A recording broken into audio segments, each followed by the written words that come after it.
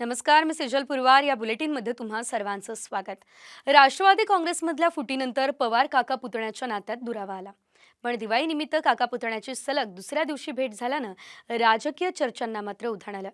शरद पवार आणि अजित पवार यांच्या या भेटीचा अर्थ नेमका काय पाहूयात या रिपोर्टमध्ये. राजकीय दुरावा तरीही नात्यात ओलावा.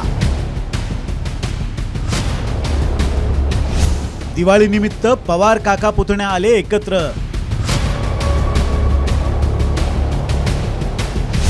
पवार काका पुतण्याच्या भेटीनं चर्चांना उधाण. दिवाळी पाडव्याच्या दिवशी अजित पवार हे संध्याकाळी उशिरा शरद पवारांच्या गोविंद बागेत दाखल झाल्यानं पवार काका पुतण्याच्या नात्यातला ओलावा कायम असल्याचं चित्र दिसून आलं. त्यातच बुधवारी भाऊबीजेचं औचित्य साधत सुप्रिया सुळे या सकाळीच काटेवाडीतल्या अजित पवारांच्या निवासस्थानी दाखल झाल्या. विशेष म्हणजे सुप्रिया सुळेंपाठोपाठ 2 तासांनी शरद पवारही अजित पवारांच्या निवासस्थानी दाखल झाल्यानं पुन्हा एकदा राजकीय चर्चांना उधाण आलं.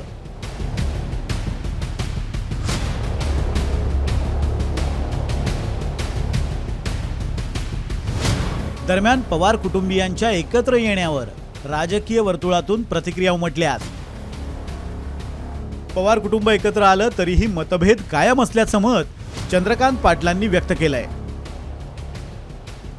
तर एकत्र फोटो काढले तरी शरद पवार हे अजित पवार गटाला माती चारल्याशिवाय राहणार नाहीत असं वक्तव्य संजय राऊतांनी केलंय. पवार कुटुंबाचं एक वैशिष्ट्य आहे की त्यांच्या पोटातलं ओठावर येत नाही. ते त्या अर्थाने पॉलिटिकली मॅच्युअर्ड आणि धूर्त आणि हुशार लोक आहेत. त्यामुळे त्यांच्या पोटात काय आहे असं सहजासहजी बाहेर येत नाही. अजित दादा नाराज आहेत? मला वाटत नाही नाराज आहेत. ते आजारी आहेत. डेंग्यूमध्ये माणूस अशक्त होतो तसं अशक्त झालेले आहेत.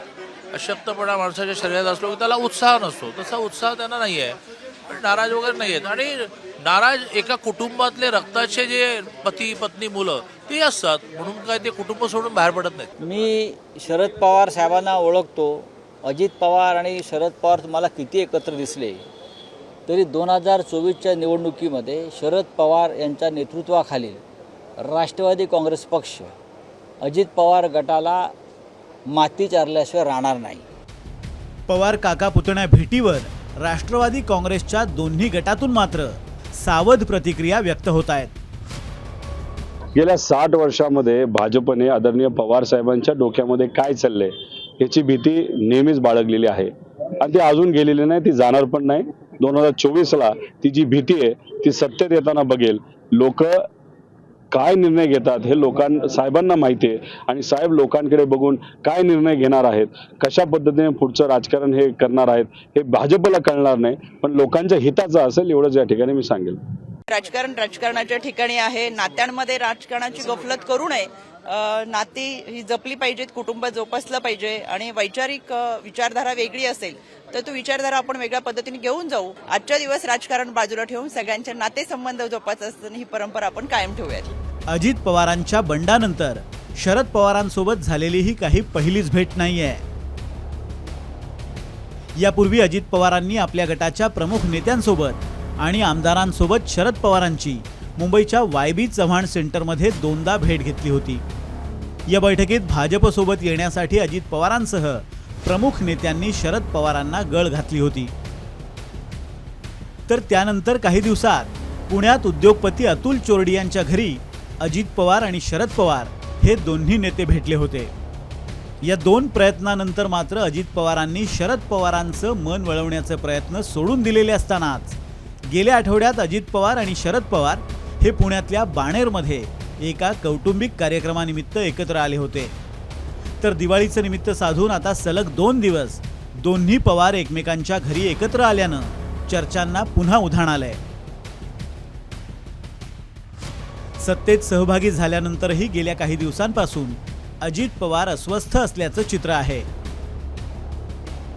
त्यातच शिंदे गटासोबत अजित पवार गटाचा छुपा संघर्ष सुरू झालाय. नेमके त्याच वेळी पवार काका पुतणे एकदा नव्हे तर 2दा कौटुंबिक समारंभाच्या निमित्त एकत्र आल्यानं राजकीय वर्तुळाच्या भुवया उंचावल्या गेल्या. आता पाहायचं इतकंच की ही भेट निव्वळ कौटुंबिक आहे की भविष्यातल्या मोठ्या राजकीय घडामोडींची नांदी. ब्युरो रिपोर्ट, साम टीव्ही न्यूज.